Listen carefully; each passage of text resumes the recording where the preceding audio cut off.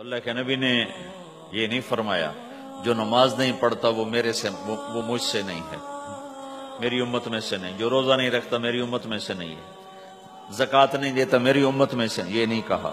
آپ نے کہا من غش فلیس منا، جس نے کسی کو دھوکہ دیا وہ میری امت میں سے نہیں ہے۔ سچ بولنا ہے اور دھوکے سے بچنا ہے۔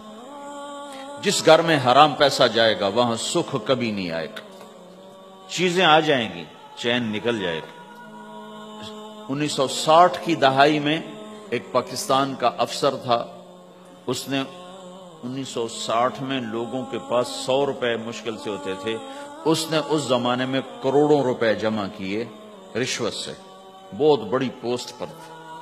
جب وہ مر گیا ایک دن اس کا بیٹا کہہ رہا تھا کاش ہمارا باپ ہمارے لیے حرام اکٹھا نہ کرتا تو کوئی خوشی کا دن ہم بھی دیکھ لیتے۔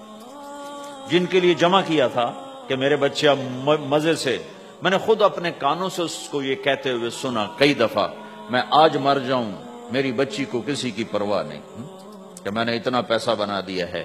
تو اسی کا بچہ یہ کہہ رہا تھا کاش ہمارا باپ ہمارے لیے حرام اکٹھا نہ کرتا تو ہم بھی کوئی خوشی کا دن دیکھ لیتے۔